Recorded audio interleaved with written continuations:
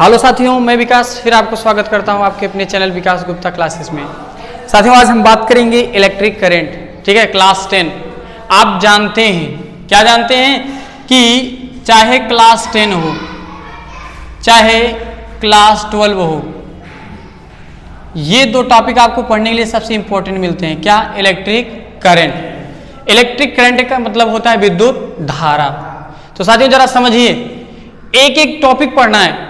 Electric current के बारे में पढ़ना है, इलेक्ट्रिक करंट क्या है।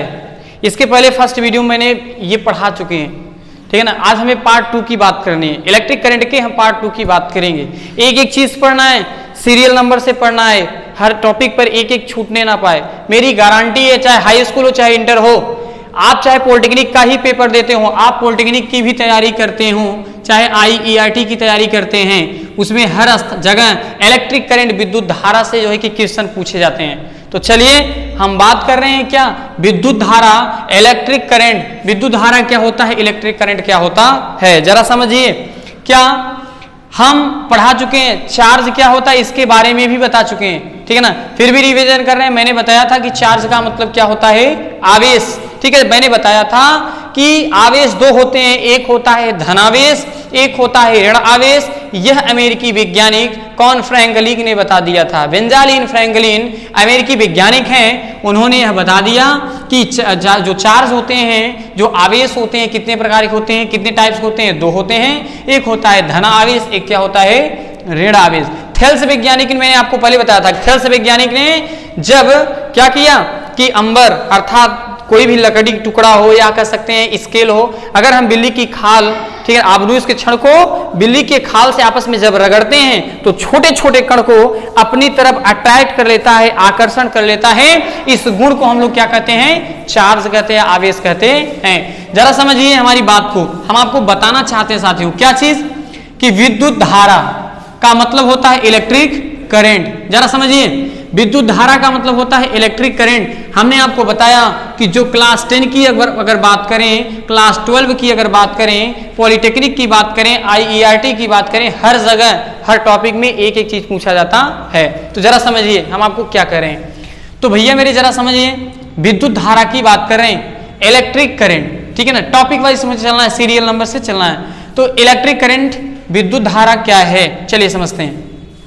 सबसे पहले आप जानते हैं इलेक्ट्रिक करंट, विद्युत धारा। मेरे पास ये कोई कंडक्टर या चालक है। देखिए अभी इसका टॉपिक बात करेंगे। ये हमारे पास कंडक्टर या कोई क्या है, चालक। इसमें इलेक्ट्रॉन है। क्या है, इलेक्ट्रॉन है। आप जानते हैं ना, जब कोई भी कंडक्टर या चालक हो, क्या हो, कंडक्टर या चालक हो, जब तक कोई भी कंडक्टर या चालक हो, जब तक उसमें हम करंट नहीं देते हैं, धारा का प्रवाह नहीं देते हैं, तो यह एक ही दिशा क्या करता है, जिगजैग मोशन करते रहते हैं। हमारे कहने का मतलब ये वाला इलेक्ट्रॉन इधर आ जाएगा, आपस में ये इधर इधर आने जाने लगते हैं, मतलब जिगजैग मोशन करते रहते हैं। लेकिन एक बात याद रखना, जैसे ही इसमें हम करंट देते हैं तो ये एक ही डायरेक्शन में क्या करने लगता है, फ्लो करने लगता है। जरा समझिए, हम बात कर रहे हैं इलेक्ट्रिक करंट, विद्युत धारा क्या होता है। साथियों जरा समझिएगा, आपको बताएं कि मान लीजिए कि हमारे पास मोबाइल है, ठीक है ना। हमारे पास कोई मोबाइल है, ये हमारे पास कोई सिस्टम है, मोबाइल है। हमारे पास अलग से बगल में कोई बोर्ड लगा के रख दिया। हमने क्या किया, यहाँ कोई क्या है, स्विच है, और यहाँ हमने क्या किया, एक चार्जर को यहाँ लगा दिया। क्या लगा दिया, चार्जर लगा दिया। हमारे पास मोबाइल, ये हमारे पास कोई बोर्ड ठहरा, और हमने किया क्या, इस चार्जर को इसमें क्या किया, कनेक्ट कर दिया, लगा दिया। ये क्या हो रहा है, चार्ज हो रहा है। I mean, ये आवेश हो रहा है, आवेशित हो रहा है। हम यही आपको बता रहे हैं क्या हो रहा है, चार्ज हो रहा है। हम कह रहे हैं, ठीक है। अब समझो जरा, जैसे ही आप इसको चार्ज लगाओगे, क्या ये तुरंत चार्ज होगा, नहीं होगा। अरे भैया मेरे 1 घंटा लग सकता है, आधा घंटा लग सकता है, 2 घंटा 3 घंटा लग सकता है, समय लगेगा कि नहीं। अरे 1 आवर लग सकते हैं, 2 आवर्स लग सकते हैं, 3 आवर्स लगते हैं, लगेंगे कि नहीं लगेंगे, बिल्कुल लगेंगे। अब आप ही बताओ, हमारे पास मोबाइल है, ये हमने इसको क्या किया, चार्जिंग में लगा दिया, ये चार्ज हो रहा है, क्या ये तुरंत होगा, तुरंत नहीं होगा। 1 घंटे लग सकते हैं, 2 घंटे भी लग सकते हैं, 3 घंटे भी लग सकते हैं। हमारे कहने का मतलब यह है कि जब किसी भी सिस्टम, ठीक है ना, को हम चार्ज करें, उसमें जो समय लगता है, उसके समय लगने का जो दर होता है, वही हमारा इलेक्ट्रिक करंट विद्युत धारा कहलाता है। हमने क्या बताया कि किसी भी सिस्टम या निकाय को आवेशित करने में जो लगा समय होता है वो इलेक्ट्रिक करंट या विद्युत धारा कहलाता है। ये नहीं याद होता तो सीधा सी बताओ, क्या बताओ कि आवेश प्रवाह, क्या बताया मैंने, आवेश प्रवाह की समय दर को विद्युत धारा कहते हैं। क्या बताया हमने कि आवेश प्रवाह की समय दर को, आवेश प्रवाह की समय दर को विद्युत धारा कहते हैं, विद्युत धारा कहते हैं। जरा समझो भैया मेरे, हमने क्या बताया, हमारे पास कोई, मान लीजिए हमारे पास यही कोई मोबाइल है, अब करेंगे क्या, इसको चार्ज करना है ना, इसको चार्ज करना है, हमने इसको क्या कर दिया, लगा दिया, ये क्या हो रहा है, चार्ज हो रहा है। क्या ये तुरंत होगा, नहीं होगा, समय भी लेगा। तो किसी भी निकाय को जो हम आवेशित करते हैं, चार्ज करते हैं, उसमें जो टाइम लगता है, समय लगता है, वही हमारा क्या कहलाता है, वही हमारा इलेक्ट्रिक करंट विद्युत धारा कहलाता है, विद्युत धारा कहलाता है। हम कह सकते हैं कि आवेश प्रवाह की समय दर को विद्युत धारा कहते हैं। विद्युत धारा को I से दिखाते हैं, I इक्वल टू, आप जानते हैं Q बराबर I इंटू क्या होता है, T, और अगर I की बात करेंगे तो हो जाएगा क्या, Q अपान T, यही तो होता है Q अपान T। सीधी से लिख दो, क्या I इक्वल टू क्या हो जाएगा, क्या हो जाएगा, Q अपान क्या हो जाएगा, T हो जाएगा। अब जरा समझो, ठीक है ना, I क्या है, विद्युत धारा है, क्या है, विद्युत धारा इक्वल टू, ये क्या है, ये क्या, चार्ज, चार्ज का मतलब क्या होता है, आवेश होता है, और T का मतलब क्या होता है, समय होता है, क्या होता है, समय होता है। तो विद्युत धारा इक्वल टू आवेश बटेगा क्या हो जाएगा, समय हो जाएगा। जरा समझो, अब करेंगे क्या, हमने आपको बताया कि आवेश प्रवाह की समय दर को विद्युत धारा कहते हैं, विद्युत धारा को I से व्यक्त करते हैं, I equal to Q upon T, और हमने आपको बताया I क्या है, विद्युत धारा है, और विद्युत धारा इक्वल टू Q का मतलब आवेश और T का मतलब क्या हो जाएगा, समय। आइए मात्रक की बात कर लेते हैं, किसका बात करते हैं साथियों, मात्रक का बात करेंगे। क्या लिखेंगे, ठीक है, विद्युत धारा का मात्रक, विद्युत धारा का मात्रक unit of electric current equal to unit of charge, मतलब आवेश का मात्रक, आवेश का मात्रक पूरे का बटा क्या लिखेंगे, ठीक है, यूनिट्स ऑफ टाइम, अर्थात समय का मात्रक, समय का मात्रक। साथियों इसके बाद लिखेंगे आवेश का मात्रक क्या होता है, कूलाम होता है, समय का मात्रक क्या होता है, सेकेंड, क्या हो जाएगा, कूलाम इंटू सेकेंड इनवर्स, जो 1 एम्पियर के क्या होता है, बराबर होता है। जरा समझिए, हमने ये सीखा, ठीक है। इसके बाद साथियों अब चलिए देखिए अगला टॉपिक पढ़ते हैं। इसके जस्ट बाद हम पढ़ेंगे विभवांतर। क्या बात करेंगे, विभवांतर की बात करेंगे। जरा समझिए, अब विभवांतर की बात करें तो विभवांतर का मतलब होता है वोल्टेज, ठीक है, विभवांतर का मतलब क्या होगा, वोल्टेज होगा। जरा समझो, अब विभवांतर की अगर हम बात करें तो मानो क्या कि ये कोई ट्रांसफार्मर है, यहां भी मैंने कोई ट्रांसफार्मर लगाया, ठीक है। अब इस ट्रांसफार्मर से इस ट्रांसफार्मर तक, खूब अच्छे समझिए मैंने क्या बताया, ये कोई ट्रांसफार्मर है, यहां भी कोई ट्रांसफार्मर है, इस ट्रांसफार्मर से इस ट्रांसफार्मर तक जब मैंने धारा प्रवाह, आवेश प्रवाहित किया, ध्यान से समझिएगा, मैंने क्या बताया कि जब किसी एक निकाय से किसी दूसरे निकाय तक आवेश प्रवाहित करने में किया गया कार्य विभवांतर कहलाता है। हमने क्या बताया कि कोई एक सिस्टम या निकाय है, इस पॉइंट से किसी दूसरे बिंदु तक एक सिस्टम से दूसरे सिस्टम तक आवेश प्रवाह करने में, आवेश क्या करने में, भेजने में जो कार्य करना पड़ता है वही हमारा क्या कहलाता है, विभवांतर कहलाता है। अर्थात क्या लिख सकते हैं कि एक बिंदु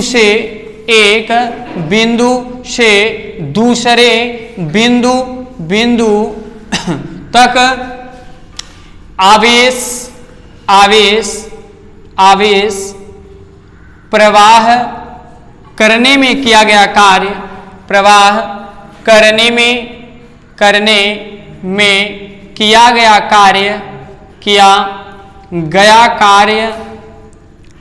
गया कार्य विभवांतर कहलाता है। क्या कहलाएगा साथियों? विभवांतर कहलाता है, कहलाता है। जरा समझिएगा, क्या विभवांतर को V से व्यक्त करेंगे? विभवांतर V इक्वल टू W अपान क्या हो जाएगा? Q हो जाएगा। जरा समझिए, यहाँ V क्या हो जाएगा? विभवांतर हो जाएगा, पोटेंशियल डिफरेंस। और ये W की बात करें तो ये हमारा वर्क हो जाएगा, जिसे हम लोग कार्य कहते हैं। चार्ज, ये Q क्या है? आवेश है, आवेश। अब जरा साथियों समझिए, इसकी यूनिट की बात करें तो क्या लिखेंगे? मात्रक। किसका मात्रक? विभवांतर का मात्रक बात कर रहे हैं तो क्या लिखेंगे? लिखेंगे विभवांतर का मात्रक, मात्रक इक्वल टू, यहां क्या दिया है? कार्य का मात्रक, तो लिखेंगे कार्य का मात्रक बटा, यहां क्या दिया है? आवेश, तो साथियों लिखेंगे आवेश का मात्रक। बहुत सही, बहुत अच्छे से हम लोग चल रहे हैं, बहुत मजा आएगा। क्या कार्य का मात्रक क्या होता है? कार्य का मात्रक बचपन में पढ़ के आए हैं, जूल होता है। आवेश का मात्रक क्या होता है? कूलाम। ये क्या हो जाएगा? Joule into coulomb inverse. ठीक है, होगा कि नहीं होगा?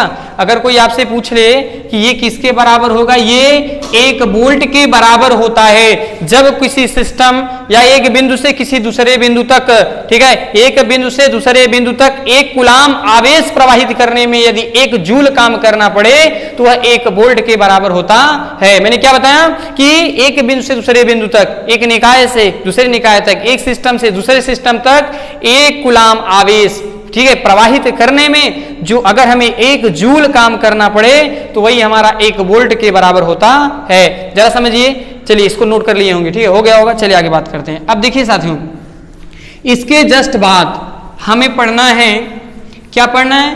प्रतिरोध।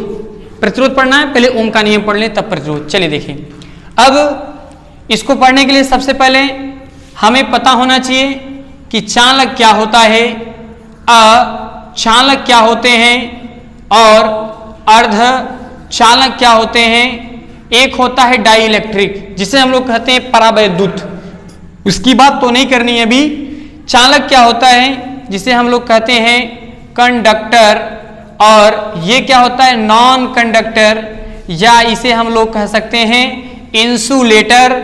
इसकी बात करें तो हम कहेंगे सेमी कंडक्टर, सेमी कंडक्टर कहेंगे, ठीक है, सेमी कंडक्टर कहेंगे। जरा समझिए, चालक क्या है?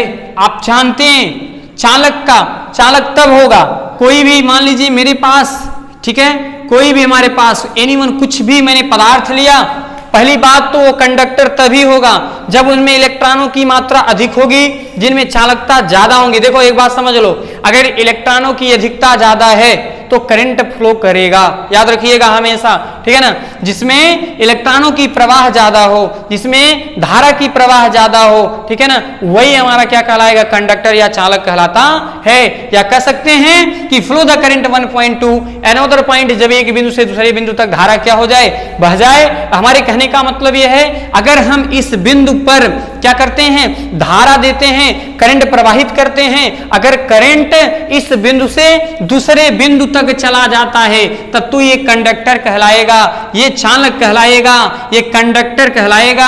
ये कंडक्टर क्यों कहलाएगा? क्योंकि इसमें इलेक्ट्रॉन होते हैं। जब तक आप इसमें करंट नहीं देंगे तब तक, भैया मेरे समझो, जब तक इसमें आप करंट नहीं देंगे तब तक इसके जो इलेक्ट्रॉन्स होंगे ये जिगजैग मोशन आपस में लड़ते भिड़ते टकराते रहेंगे, जूझते रहेंगे। लेकिन जैसे ही आप इसको करंट देंगे, एक दिशा में क्या कहेगा? बहने लगेगा, डायरेक्शन मिल जाएगा, ऑटोमेटिक बहने लगेगा। तो ये प्रॉपर्टीज कहां से जन्म ले रही है? ये कंडक्टर की हम बात करें, चालक की बात करें, हमारे घर में जो वायर्स लगाए जाते हैं वो भी क्या होते हैं? कंडक्टर होते हैं। अब नॉन कंडक्टर या इंसुलेटर अचालक की बात करें, ठीक है, तो इसमें क्या होना चाहिए? इलेक्ट्रॉनों की मात्रा नगण्य, नगण्य मतलब होना ही नहीं चाहिए, बहुत ही कम होना चाहिए, इलेक्ट्रॉनों की मात्रा कम हो, पहली बात। दूसरी बात, वह चालक के विपरीत कार्य करे। किसके विपरीत? चालक के विपरीत कार्य करे, वही हमारा क्या कहलाता है? नॉन कंडक्टर या अचालक कहलाता है। हम जानते हैं, चाहे अगर हम लकड़ी की बात कर लें, चाहे हम प्लास्टिक की बात कर लें, ठीक है ना, चाहे हम प्लास्टिक की बात कर लें, लकड़ी की बात कर लें, अगर हम इस मार्कर की भी बात कर लें, बुक की बात कर लें, ये सब क्या है, ये सब नॉन कंडक्टर या अचालक कहलाते हैं।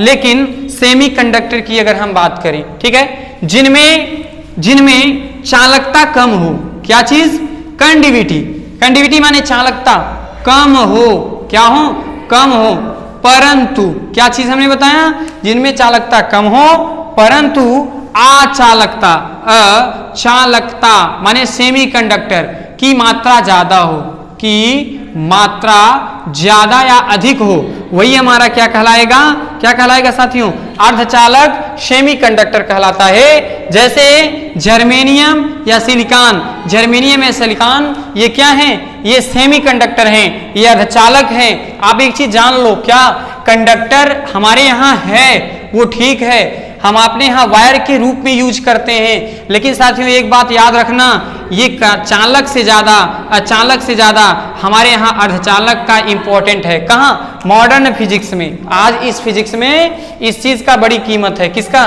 सेमी कंडक्टर का, अर्धचालक का बड़ा ही कीमत है। आज ये नहीं होता तो हमारे यहाँ ट्रांजिस्टर नहीं होता, क्या नहीं होता, ट्रांजिस्टर नहीं होता। आज ये अर्धचालक नहीं होता तो आज हमारे यहाँ आपको रियल बता दें, एलईडी बल्ब जो आप यूज करते हैं ये नहीं होता। कंप्यूटर आज यूज होता है, लैपटॉप में यूज होता है, मोबाइल में यूज होता है, ये अर्धचालक सेमी कंडक्टर का ही देन है। तो हम आशा, ये टॉपिक रहा, ठीक है। तो चलिए आगे फिर फटाफट बात करते हैं। आप बहुत ही इंपॉर्टेंट हेडिंग, बहुत ही खास हेडिंग, बहुत ही सबसे अच्छा हेडिंग इस चैप्टर का, जिसका हम बहुत प्यारा सा सुंदर सा नाम रखें, क्या, ओहम्स लॉ, जिसे हम लोग कहते हैं ओम का नियम। क्या कहते हैं साथियों, ओम का नियम, ओम का नियम, है ना। तो बहुत ही प्यारा नाम है, जिसे हम लोग कहते हैं ओहम्स लॉ, ठीक है। बहुत अच्छा। चलिए देखें ओहम्स लॉ, ओम का नियम क्या है, जरा समझो। ओहम्स लॉ, ओम का नियम क्या है, ध्यान से सुनो मेरी बात। ओम का नियम क्या है, ओम का नियम यही है कि V proportional to I। Sir इतना छोटा सा, हाँ इतना छोटा सा, लेकिन है बड़ा जादूगर। कैसा, V प्रोपोर्शनल टू I, ये क्या है, समानुपाती। समानुपाती का मतलब आप बढ़ेंगे तो मैं बढ़ूंगा और मैं बढ़ूंगा तो आप बढ़ेंगे, ठीक है ना। समानुपाती, हम आप साथ में चलेंगे। अब व्युत्क्रमानुपाती का मतलब मैं खड़ा तो आप बैठे, है ना, मैं बढ़ूंगा तो आप घटेंगे, आप घटेंगे तो मैं बढ़ूंगा। लेकिन समानुपाती की अगर हम बात करें तो ये बढ़ेगा तो ये भी बढ़ेगा, है ना। विभवांतर का मान अगर बढ़ाएंगे तो धारा का मान भी बढ़ेगा, लेकिन अगर I का मान घटाएंगे तो विभवांतर का मान भी घटेगा। विभवांतर का मान बढ़ाएंगे I बढ़ेगा, विभवांतर बढ़ाएंगे I बढ़ेगा, विभवांतर घटाएंगे तो I का मान भी घटेगा।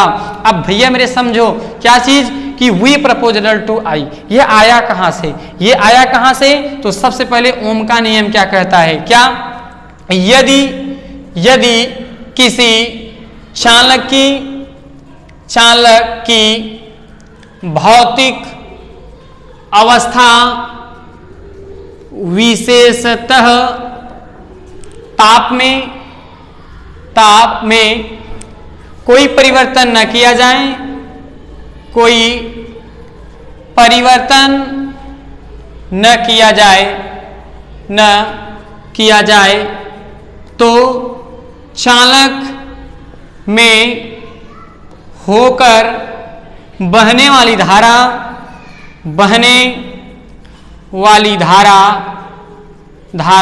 I विभवांतर V के समानुपाती होता है। आप देख पा रहे हैं, यदि किसी चालक की, कोई भी कंडक्टर हो, कोई भी चालक हो, उसकी भौतिक अवस्था फिजिकल स्टेट में विशेषतः कोई परिवर्तन न के, ताप में कोई परिवर्तन न किया जाए तो चालक में होकर, चालक माने कंडक्टर, ठीक है ना, कंडक्टर में होकर बहने वाली धारा I, ठीक है, विभवांतर V के क्या होता है, समानुपाती होता है, V प्रोपोर्शनल टू I। आप देख पा रहे हैं कि V प्रोपोर्शनल टू I, ठीक है ना। विभवांतर हमने क्या बताया कि चालक में होकर बहने वाली धारा I विभवांतर V के क्या होता है, समानुपाती होता है, ठीक है ना। कोई भी कंडक्टर हो, ध्यान ठेठ में सुनिए, कोई कैसा भी कंडक्टर हो, यदि इसकी भौतिक अवस्था विशेषता ताप में हम कोई चेंजिंग ना करें, ना गर्म करें ना ठंडा करें, कोई हमसे कोई मतलब है ही नहीं, तो इस जो चालक में बहने वाली जो धारा आई होगी वह विभवांतर V के समानुपाती होगा।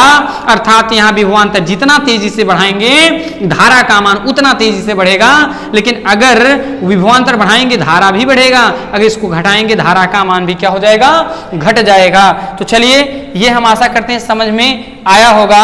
अब जरा एक चीज समझ लो, क्या चीज समझ लो, अगर एक ग्राफ हम बनाएं कैसा, इसका हम वोल्टेज नाम रखते हैं और इसका नाम हम I रखते हैं करंट, ये O हो गया, हमने यहाँ रखा 0.1, 0.2, 0.3, 0.4 और यहाँ हमने लिखा मान लीजिए, ठीक है ना, हमने यहाँ लिख दिया 0.4, यहाँ लिख दिया 0.8, ठीक है ना, और 4 3 12 1.2 और 4 3 4 4 16 1.6 ऐसा मैंने लिख दिया। आपने क्या देखा, अगर आप I का मान बढ़ाएं तो धारा का मान भी बढ़ेगा। आपने I का मान बढ़ाया, विभवांतर का मान बढ़ा, आपने फिर मान बढ़ाया, फिर इसका मान बढ़ा, फिर आपने इसका मान बढ़ाया, फिर विभवांतर का मान क्या, आपने क्या देखा, इस ग्राफ ने आपको यही सिखाया कि आपने धारा का मान I जैसे जैसे बढ़ाया विभवांतर का मान भी वैसे वैसे क्या होता चला, बढ़ता चला गया। ये समान वेग ग्राफ से बढ़ रहे हैं। अब देखिए जरा समझिए क्या चीज साथियों, जरा समझो अच्छे से। क्या आपने पढ़ा कि V प्रपोजनल टू I है ना, V प्रपोजनल टू I। अब क्या हो जाएगा, V प्रपोजनल टू I, इसको हटाएंगे तो V बराबर R इंटू क्या हो जाएगा I, क्योंकि इसको हटाएंगे तो कांस्टेंट के रूप में R लगाएंगे, V equal to I into R।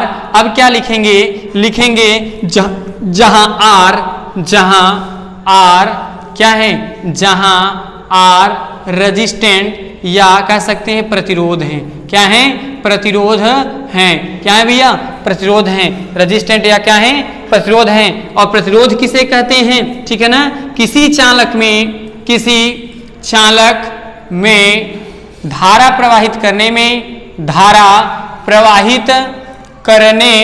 में जो रुकावट उत्पन्न करता है, जो रुकावट उत्पन्न करता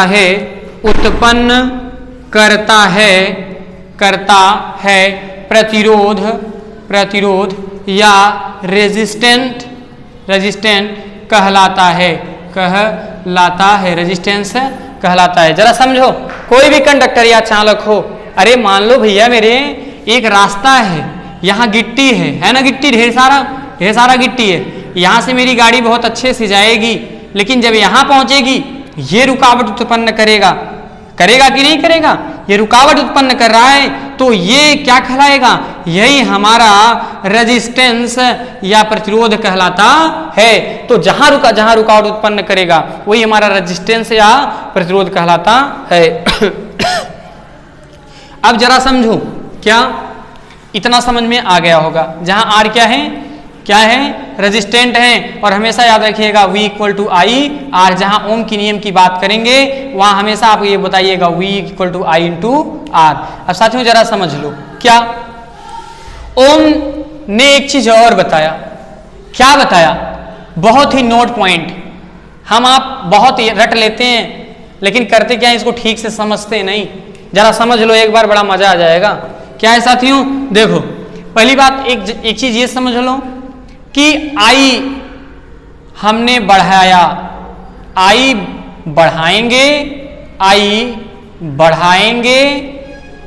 तो V भी बढ़ेगा, राइट।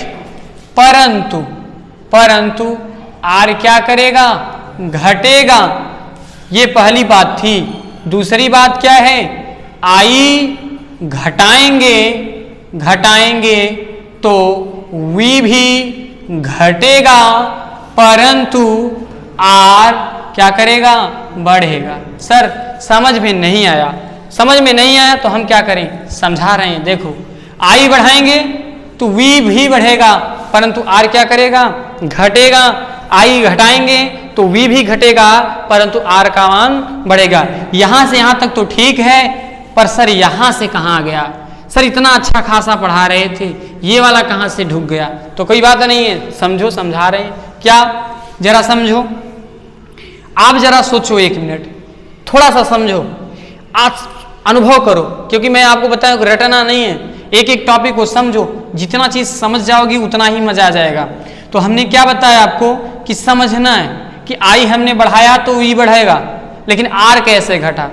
अरे भैया मेरे एक बात मुझे बताओ, ये कोई रास्ता है, यहाँ गिट्टी है, ठीक है, यहाँ क्या है, गिट्टी, आपने एक 2 चक्का वाहन लेकर आए, बाइक लेकर चल दिए, ये गाड़ी बड़ी अच्छे से आ रही है यहाँ तक, यहाँ आएगी तो इसका क्या करेगा, पेट ही दर्द करने लगेगा, ये मना करेगा जाने के लिए, करेगा कि नहीं करेगा।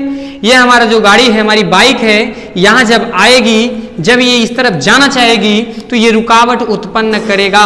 लेकिन साथियों अगर विभवांतर बढ़ाएंगे, आई भी बढ़ेगा, क्या होगा, ध्यान सुनो मेरी बात, हमने क्या बताया, यहाँ गिट्टा है, गाड़ी आ रही है, गिट्टा इसने देखा, क्या किया, इसकी लेटर दिया, विभवांतर बढ़ा, धारा का मान भी बढ़ेगा, और जैसे ही विभवांतर बढ़ा, धारा का मान भी बढ़ा, तो ये जो रुकावट कर रहा है ये कम रुकावट उत्पन्न करेगा, ये घटेगा और गाड़ी ऑटोमेटिक क्या कर जाएगी, पास कर जाएगी। अभी एक चीज और समझो तो समझ जाओगे ठीक से, कैसे, और भी रास्ताएं गिट्टी है यहाँ, है ना। अब गाड़ी लेकर आए, है ना, अब गाड़ी लेकर आए, इसकी लेटर आपने कम दिया तो विभवांतर कम दोगे, आई का मान भी कम गया, विभवांतर कम दिए, आई भी कम होगा, तो बताओ तो गाड़ी यहाँ रुक सकती है कि नहीं, ये रुकावट उत्पन्न करेगा कि नहीं, बिल्कुल करेगा, गाड़ी आपकी यहाँ रुक सकती है। हमारे कहने का मतलब ये है कि जैसे ही आपने गाड़ी का इसकी लेटर दिया, विभवांतर का मान बढ़ाया, आई का मान भी बढ़ा, और आप करते क्या, रुकावट जो कर रहा था ये करना कम कर दिया, और गाड़ी क्या कर गई, डब्ड कर गई। इसीलिए मैंने बताया कि आई बढ़ाओगे तो वी का मान भी बढ़ेगा, परंतु आर का मान घटेगा, और यहां हमने बताया कि आई घटाएंगे तो वी भी घटेगा, परंतु आर का मान क्या करेगा, बढ़ेगा। तो ये टॉपिक समझा, चलो अब फटाफट समझते हैं, ये तो समझ गए। अब साथियों करेंगे क्या, ये तो मेन इंपॉर्टेंट था। अब पढ़ेंगे प्रतिरोधों का संयोजन, प्रतिरोधों का संयोजन, जिसे हम लोग कहते हैं कॉम्बिनेशन ऑफ रेजिस्टेंस, है ना। तो कॉम्बिनेशन ऑफ रेजिस्टेंस, प्रतिरोधों का संयोजन 2 मेथड से किया जाता है, एक होता है श्रेणी क्रम, और दूसरा बात करें तो होता है समांतर क्रम। इसे हम लोग कहते हैं इन सीरीज, इसे हम कहते हैं इन पैरेलल, कहते हैं कि नहीं कहते हैं, बिल्कुल कहते हैं। जरा समझो, श्रेणी क्रम, हम बात करें किसका, श्रेणी क्रम का, तो समझो अच्छे से। श्रेणी क्रम में कैसे सीखेंगे, अब करेंगे क्या, कुछ नहीं। श्रेणी क्रम में, अब श्रेणी क्रम कुछ ऐसा होगा कि R बराबर R1 plus R2 plus R3, श्रेणी क्रम में R1 का सिरा R2 से, R2 का सिरा R3 से कैसा रहता है, जुड़ा रहता है। अब एक बात आप समझो, एक चित्र से, फिगर से सर्किट तैयार करते हैं। कैसे, हमने ये देखिए, हमने एक सर्किट बनाया, ये क्या है, रेजिस्टेंट, ये भी क्या है, रेजिस्टेंट, ये भी क्या है, रेजिस्टेंट। मैंने बना तो लिया, ठीक है, राइट, और हमने इसमें क्या लगा दिया, बैटरी लगा दिया, एक पॉजिटिव एक निगेटिव लगाया, इसका नाम R1, ये रेजिस्टेंट 2, ये रेजिस्टेंट 3, यहाँ से V1 और यहाँ से V2 और यहाँ से V3 की बात कर रहे हैं। अब टोटल अगर बात करें तो हमारा क्या हो जाएगा, V हो जाएगा। बोलिए होगा कि नहीं होगा, बिल्कुल होगा। और जो इसमें करंट बहेगा वो क्या बहेगा, I। तो आप देख पा रहे हैं कि R1 का सिरा R2 से, R2 का सिरा किससे जुड़ा है, R3 से जुड़ा है, और हम क्या करें, एक बैटरी से लाकर क्या कर दिए, जोड़ दिए। तो मुझे निगमन करना है, क्या निगमन करना है, R बराबर R1 plus R2 plus R3, यही तो मुझे डिराइवेशन करना है। तो देखो करेंगे कैसे, जरा समझो। कुछ नहीं करना है, लिखेंगे ओम के नियम से। क्या लिखेंगे, ओम के नियम से, ओम के नियम से। ओम का नियम क्या है साथियों, V equal to I into R, समीकरण number 1, V1 equal to I R1, समीकरण number 2, V2 equal to I R2, समीकरण number 3, V3 equal to I R3, समीकरण नंबर 4। अब क्या लिखेंगे, इतना लिखने के बाद लिखेंगे क्या, सभी विभवांतर का, सभी विभवांतर का योग करने पर अब साथियों करेंगे, कुछ नहीं करना है, सभी विभवांतर का योग करेंगे, हो जाएगा v equal to v1 plus v2 plus v3। अब v क्या है, v equal to i into R दिया है, v1 का मान कितना दिया है, i r1 दिया है प्लस v2 इक्वल टू दिया है i r2 प्लस v3 का मान दिया है i r3। उसके बाद में साथियों i r equal to i और i मिल रहा है, i लेंगे कामन तो क्या बचेगा r1 plus r2 plus i3। बोलो ना, i और i की क्या हो गई, विदाई हुई, तो बचा क्या r equal to r1 plus r2 plus r3। जरा समझ लो कितना आसान था। तो आपने ये श्रेणी क्रम में निगमन कर लिए, ठीक है। इसमें साथियों न्यूमेरिकल बहुत पूछते हैं, हमेशा न्यूमेरिकल पूछता है और ये बहुत ही हेल्प है, ठीक है। तो आप हम आशा करते हैं आपको ये अच्छे से समझ में आ गया होगा। एक वीडियो बनाएंगे इसका न्यूमेरिकल टोटल सॉल्यूशन करवा देंगे और बहुत मजा आ जाएगा। पूरी बेसिक एकदम एक भी नंबर छूटने वाला नहीं है, एक एक टॉपिक को लेकर चलना है साथ में, ठीक है। नोट कर लिए, चलिए इसको मिटाते हैं, इसकी कहानी खत्म कर दें। श्रेणी क्रम हो गया, अब बात कर लेते हैं समांतर क्रम, ठीक है। समांतर क्रम की अगर हम बात करें साथियों जरा समझो, इन पैरेलल जिसे कहते हैं, उसका फार्मूला क्या होता है कि 1/r equal to 1/r1 plus 1/r2 plus 1/r3। ये अनंत तक होता है, ऐसी कोई बात नहीं है, ठीक है। 1/rn तक होता है, बट याद रखना इसका निगमन कैसे करना है, जरा समझो। इसको कैसे करेंगे, हमारे पास ये अच्छा रास्ता है, ठीक, और यहां से 3 रास्ते और ये खराब रास्ता, अच्छा रास्ता खराब रास्ता, अच्छा रास्ता ये, ठीक है, ओके। और यहाँ भी मैंने बनाया अच्छा रास्ता खराब रास्ता, अच्छा रास्ता खराब रास्ता, और यहाँ भी हमने बनाया अच्छा रास्ता फिर खराब रास्ता, फिर हमने इसको ऐसे निकाल दिया। अब करेंगे क्या साथियों, ये बना दिए ऐसे, इस पॉइंट, अब यहाँ देखिए इस पॉइंट का नाम हमने ए रख दिए और इस पॉइंट का नाम क्या रखेंगे, बी। थोड़ा छोटा कर दें, इस पॉइंट का नाम क्या रख दिए, बी। यहाँ रख सकते हैं, कोई दिक्कत नहीं है, यही रहने दीजिए, ठीक है। तो अब इस पॉइंट का नाम हमने रख दे रहे हैं ए और इस पॉइंट का नाम क्या रख दे रहे हैं, बी। जरा समझो, ये रेजिस्टेंट क्या हुआ R1, ये R2, ये R3, ठीक है।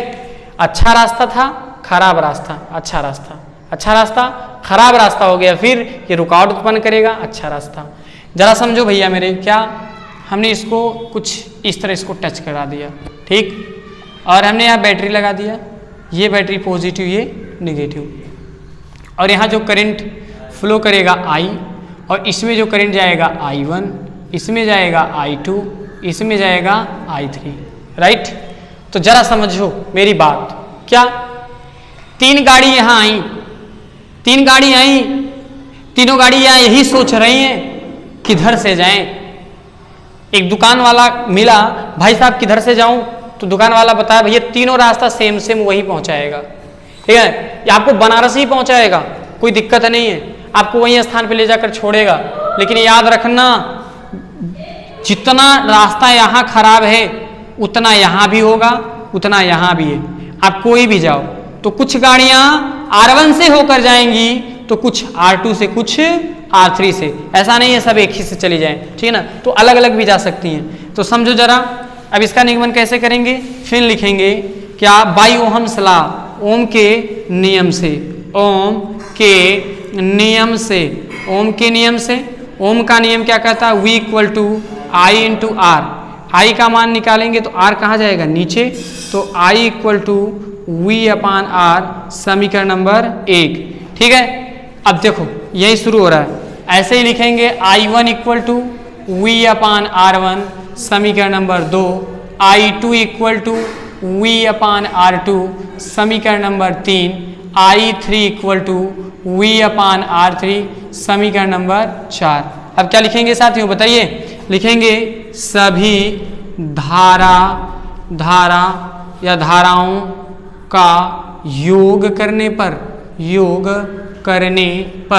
अर्थात I equal to I1 plus I2 plus I3, I का वैल्यू अगर देखें तो V/R है, तो लिखेंगे V/R इक्वल टू I1 का मान कितना दिया है, V/R R1 प्लस I2 का मान दिया है V अपान R2 प्लस I3 का मान दिया है V अपान R3, तो हो जाएगा V upon R equal to, यहाँ देखिए V और V मिल रहा है कि नहीं मिल रहा है, बताइए V और V मिल रहा है ना, तो कितना कॉमन ले लें, V कॉमन ले लें, बोलिए, तो 1 upon R1 plus 1 upon R2 plus 1 upon R3, V और V की क्या हो गई विदाई, तो बोलो कितना बचेगा 1 upon R equal to 1 upon R1 plus 1 upon R2 plus 1 upon R3। तो साथियों देख रहे हैं ना कितना आसानी से हम लोग कर सकते हैं, ठीक है ना। तो ये हमारा कौन सा क्रम रहा, समांतर क्रम रहा। हमने पहले ही कहा था कि कोई भी टॉपिक हो हमें अच्छे से पढ़ना है, नहीं आता है आप कमेंट करिए, बार बार हर सिस्टम आप समझाया जाएगा, कोई टॉपिक छूटने नहीं पाएगा, ठीक है। अच्छा एक बात समझ लो, इस चैप्टर में आपको 2-3 फार्मूले बहुत इंपॉर्टेंट हैं। अभी इसका नेक्स्ट पार्ट आपके बीच में आएगा, एक वीडियो और लास्ट, ठीक है। आपको मैंने बताया कि आपको 2-3 फार्मूले याद रखना है। एक तो Q बराबर N इंटू E, ये आवेश या चार्ज के लिए। एक याद रखना है क्या, Q equal to I into T, ठीक है, ओके। और एक याद रखना है क्या, V equal to I into R, जो भी आपने पढ़ा ओम के नियम से। फिर I का मान निकालेंगे तो R कहाँ चला जाएगा, नीचे, तो I equal to V upon R। अभी ये भी फार्मूला अभी भी पढ़ा है। R का मान निकालेंगे, I जाएगा नीचे, तो R इक्वल टू, ठीक है, V अपान क्या हो गया I। एक बात याद रखना, ये जो R देख रहे हो, ठीक है ना, प्रतिरोध, क्या है ये, प्रतिरोध का मात्रक ओम होता है। क्या होता है, ओम होता है जिसे ओमेगा का चिन्ह जानते होंगे, कुछ उल्टा लोटा बनता है ना, उल्टा लोटा, ओमेगा होता है, याद रखिएगा, ठीक है, ये मात्रक है। और ये हो गया। उसके बाद में श्रेणी क्रम का हमने बताया R1 plus R2 plus R3, कहाँ तक, अनंत तक जोड़ सकते हो। और समांतर क्रम में 1 upon R equal to 1 upon R1 plus 1 upon R2 plus 1 upon R3। तो देखिए ये बेसिक फार्मूले, इतना आपको तैयार रखिएगा। नेक्स्ट वीडियो आएगा, अगर ये आपको वीडियो अच्छा लगता है कमेंट जरूर करिएगा। अगर आपको नेक्स्ट पार्ट देखना है तो कमेंट जरूर करके बताइएगा कि सर नेक्स्ट पार्ट आप वीडियो बनाइए। तो अगर आपको ये वीडियो अच्छा लगता है तो चैनल को सब्सक्राइब करें, लाइक करें, शेयर करें। बहुत बहुत धन्यवाद।